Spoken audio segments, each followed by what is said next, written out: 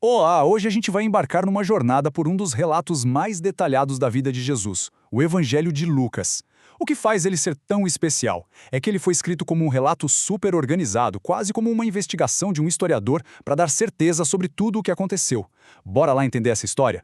Para começar, é super importante a gente saber quem está contando essa história, né? Lucas não era um dos 12 apóstolos originais. Ele era um médico e também um historiador muito cuidadoso. Ele escreveu para uma pessoa chamada Teófilo e, na verdade, para todos nós, para que a gente tivesse certeza dos fatos. É esse olhar de historiador, sabe? Quase um investigador que vai guiar tudo que a gente vai ver aqui.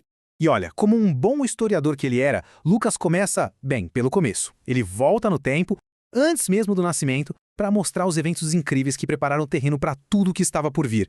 Então, a história não começa com um, mas com dois anúncios vindos do céu. Primeiro, o anjo Gabriel aparece para um casal já de idade, Zacarias e Isabel, e conta que eles teriam um filho, João Batista. Ele seria o cara que ia preparar o caminho. E logo depois, o mesmo anjo vai até Nazaré falar com uma jovem, Maria, e traz uma notícia ainda mais inacreditável: uma concepção milagrosa. Ela daria à luz o Filho do Altíssimo e o reino dele, segundo o anjo, seria eterno. E essas promessas, elas se cumprem, mas de um jeito bem humilde, sabe? E com um significado enorme. Vamos ver como essa história continua.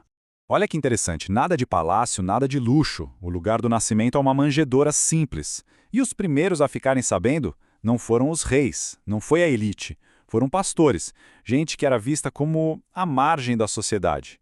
Isso já mostra muito sobre a mensagem que Lucas quer passar. A salvação é para todo mundo. Avançando uns anos, no comecinho do ministério, Jesus é batizado por João. E aí acontece algo incrível. O céu se abre e uma voz, a voz do próprio Pai, confirma quem ele é, com palavras muito fortes. Com essa identidade divina confirmada, pronto. O palco estava montado para a missão começar de vez. E a partir daqui, a coisa acelera. Lucas começa a mostrar Jesus em ação, sabe? Demonstrando sua autoridade de um jeito que não deixava dúvida para ninguém. É impressionante a dimensão do poder de Jesus. Pensa bem, ele mostra que tem autoridade sobre a tentação, sobre demônios, sobre doenças, até sobre a natureza, a falta de comida e, pasmem, sobre a própria morte. Lucas joga esses eventos um atrás do outro para deixar uma coisa bem clara: esse não era um mestre qualquer. E os ensinamentos dele eram tão radicais quanto os milagres. Tem uma parte, o Sermão da Planície, em que Jesus simplesmente vira o mundo de cabeça para baixo. O mundo diz para buscar riqueza, para ser elogiado. Ele diz: felizes são os pobres, os que têm fome. A lógica é totalmente invertida. Ame seus inimigos, perdoe, seja generoso. É uma forma completamente nova de enxergar o mundo. Mas Jesus não fez essa missão sozinho, não. Ele começou um movimento. Primeiro escolheu 12 apóstolos para ficarem ali bem perto dele. Depois tem aquela história da pesca milagrosa, que foi o que convenceu os primeiros a largar tudo e seguir Jesus. E mais para frente, a missão cresce ainda mais. Ele envia 72 seguidores, de 2 em 2, para levar a mensagem para outras cidades. E uma das ferramentas de ensino que ele mais usava era a parábola. Sabe o que é? São histórias simples, do dia a dia, mas com um significado muito, muito profundo. E aqui em Lucas a gente encontra algumas das mais famosas de todas, tipo a do bom samaritano, que muda totalmente nossa ideia de quem é o nosso próximo, e a do filho pródigo, que é um retrato incrível do perdão sem limites de Deus. Aí tem um momento chave, a transfiguração. Lá no alto de uma montanha, a verdadeira natureza de Jesus é mostrada para o seu grupo mais próximo de discípulos. Eles veem a glória divina dele e ouvem a voz do Pai dizer: "Este é o meu filho, o escolhido, ouçam-no." Isso, claro, reforça a identidade dele e prepara todo mundo para os eventos difíceis que viriam pela frente. E o que vinha pela frente, bom, era a parte mais tensa e sombria de toda a história.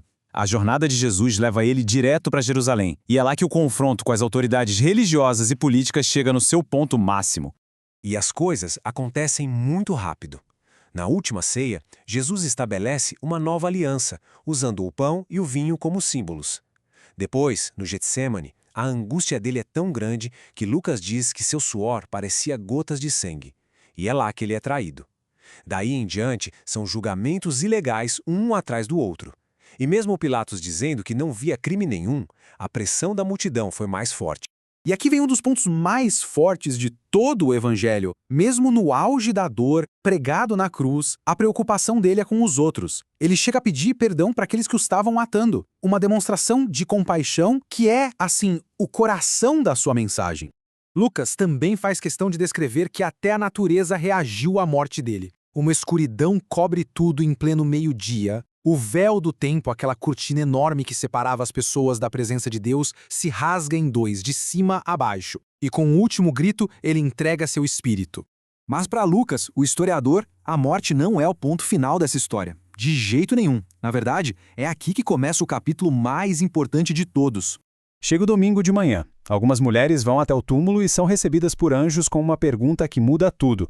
Por que vocês estão procurando entre os mortos aquele que vive? É uma virada de chave. Não procurem a vida onde só tem morte. A narrativa vira de ponta cabeça. Ele não está mais lá. Ele ressuscitou. E o Cristo que ressuscitou não é um fantasma, uma aparição. O historiador Lucas é muito detalhista aqui, mostrando as provas. Jesus anda, conversa com 2 discípulos no caminho para uma cidade chamada Emaús, ele come com eles e ainda mostra as marcas nas mãos e nos pés para provar que era ele mesmo, de carne e osso. E antes de subir aos céus, ele deixa uma missão, uma ordem bem clara para os seus seguidores. O centro da mensagem que eles deveriam levar para o mundo inteiro era essa: arrependimento e perdão dos pecados. E essa mensagem estava agora disponível para todas as nações, começando ali mesmo, em Jerusalém. É o ponto alto, a conclusão de tudo que aconteceu. E assim que o relato organizado de Lucas termina, deixando a gente com uma pergunta para pensar. Porque se a história acabasse na cruz, seria uma tragédia, certo? Mas ela termina com um túmulo vazio e uma missão de levar o perdão ao mundo. Então, o que isso significa?